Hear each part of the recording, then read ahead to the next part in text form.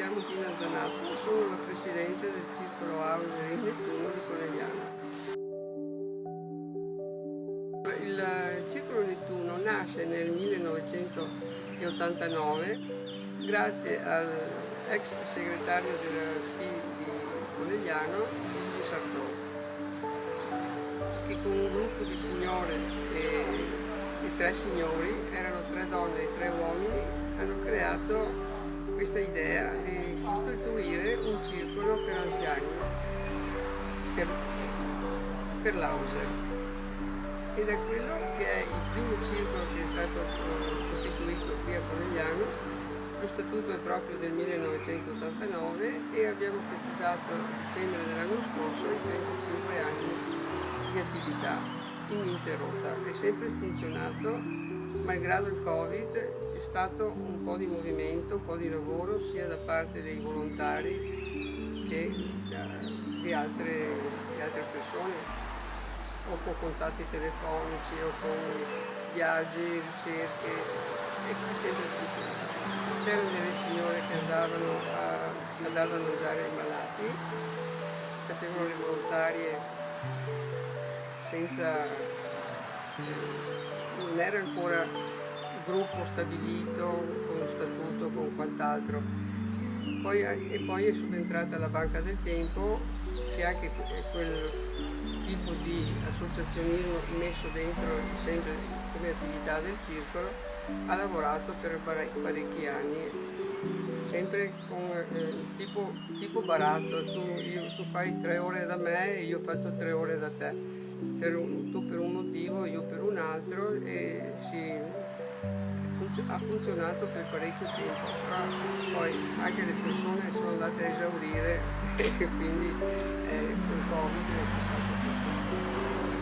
Chiuso i cancelli, qui quando siamo venuti nel 2023 per riaprire, l'erba era alta 1 metro, esaurendo, e nessuno voleva più prendersi in carico di tenerlo funzionante, e allora dai Dina, tu sei andata in pensione e fanno tutto così, che non avevo niente da fare, va bene così. Conegliano, noi diamo la gestione del centro diurno, centro ricreativo per anziani del comune di Conegliano agli over 65, poi abbiamo le attività con i pulmini attrezzati per le carrozzine, ne abbiamo 3 per il trasporto disabili e abbiamo 5 volontari che lo fanno, e qui tutta la gestione del centro che ci porta via abbastanza tempo. Poi abbiamo dei corsi di ginnastica di mantenimento in 2 palestre di Conegliano, una la sera, una al pomeriggio, che diamo, e la disponibilità e i costi sono veramente irrisori. Abbiamo fatto i conti ieri che praticamente spendono 3 euro a lezione, per dire, quindi mi sembra che più di così sia impossibile fare. Vengono qui al centro, c'è un gruppo che gioca a tombola,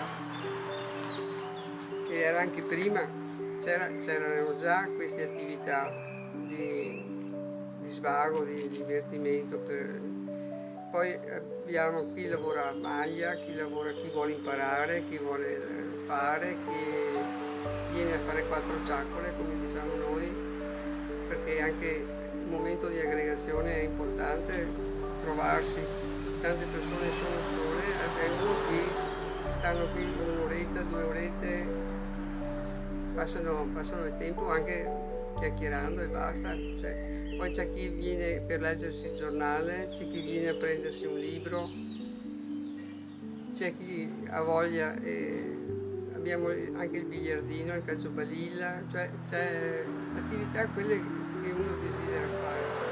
Nel periodo estivo, per esempio, abbiamo il gioco delle carte col buracco, che all'università in via Masette, che è l'università dell'Auser, a maggio finiscono e quindi il periodo estivo chi vuole viene qua. Allora, io ho portato 15 giorni al mare degli anziani qua del comune, però problematiche ne nascono tutti i giorni, perché anche organizzare una gita in questo periodo qua, tu non riesci a riempire un pullman. I pullman costano un patrimonio, perché io ho girato 3-4 agenzie prima di trovare un pullman che fosse un prezzo equo per portarli al mare.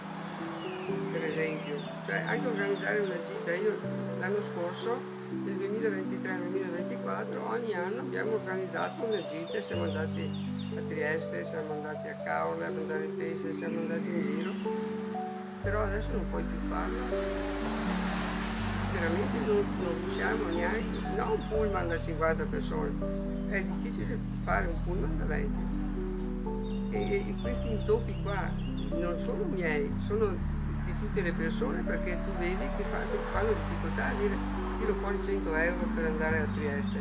Per esempio avevamo organizzato una gita a Ravenna con 100 euro, no, troppo. Allora tu hai anche queste problematiche, perché quando parli di anziani, di gente che prende la pensione, non è gente che ha uno stipendio, magari hanno anche la macchina, hanno le spese di condominio, perché la casa che avevano quando era famiglia è rimasta e magari è rimasta una persona sola. Non sono tutti che vanno a chiedere i soldi ai figli, c'è chi ha la dignità di dire pago io come sempre, no? E invece non funziona più bene, hai capito? Ci sono tante difficoltà anche a organizzare le cose. Adesso sabato 5 abbiamo organizzato la visita al Museo del Caffè che è qua, anche questi vogliono soldi, per esempio, che invece prima era gratuito. Tu puoi organizzare delle cose, però dopo devi avere la gente che ti viene dietro, perché sennò è tutto un pourparlers. Se non hai introiti, come fai a offrire delle cose? Parli con le agenzie di viaggi, parli con questo, parli con quello, sì, poi arrivi a mettere le carte in tavola e ti trovi che hai 4 persone, 5, non si può fare così. I volontari ne trovi sempre meno, perché gratis non lavora più nessuno, perché anche tu vedi che sono tanti anziani che vanno a tagliare l'erba per i giardini di qua e di là, però si fanno pagare, non lo fanno gratis. Quando tu gli dici no, noi non paghiamo, paghiamo la benzina per arrivare fin qua, ti dicono scusa, vado da un'altra parte a battere il chiodo sopra, no qua, che se tu non hai introiti, perché è vero che il comune mi paga le spese, ma mi paga le spese vive, non è che mi dà. I regali non te li fa nessuno, qui c'è poco da stare allegri. Ieri abbiamo fatto la riunione del direttivo e eravamo tutti molto incazzati, oltre che preoccupati, eravamo anche incazzati perché abbiamo detto, cioè se questo vuol dire fare volontariato, chiudiamo bottega, insomma, e è brutto dirlo, è veramente brutto.